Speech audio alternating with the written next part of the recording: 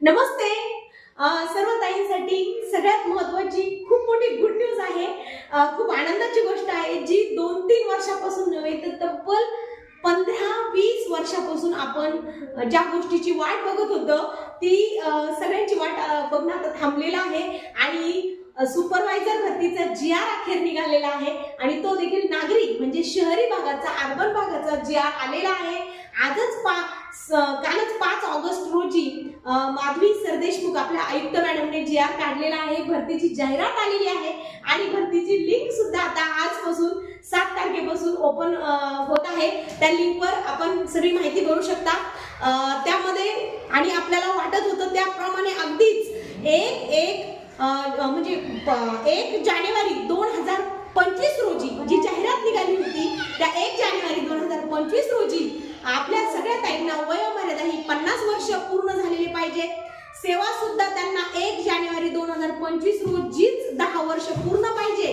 आणि तदनंतर सगळ्यात महत्त्वाचा मुद्दा म्हणजे शिक्षणाचा. तर इथे मात्र मोठ्या प्रमाणात नाराजगी होताना दिसत आहे, कारण 1 महिन्यापूर्वी तब्बल 3 तारखेला GR निघाला होता की शिक्षण हे 12वी पास पाहिजे, परंतु आज नवीन आलेल्या जाहिरातीनुसार शिक्षण हे मात्र पदवीच पाहिजे, कुठल्याही विद्यापीठाची पदवी पाहिजे, ग्रॅज्युएशन पाहिजे अशी जाहिरात आलेली आहे.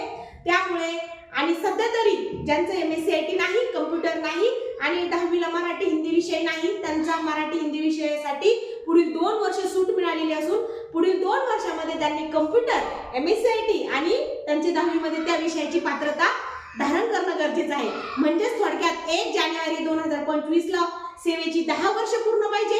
1 जानेवारी 2025 लाच तुमची 10 वर्ष अनुभव सुद्धा पाहिजे आणि तुमचं शिक्षण सुद्धा त्याच तारखेला सगळं कंप्लीट पाहिजे आणि तुमची वय सुद्धा 1 जानेवारी 2025 रोजी 50 पेक्षा जास्त नसावं अशा सूचना आहेत.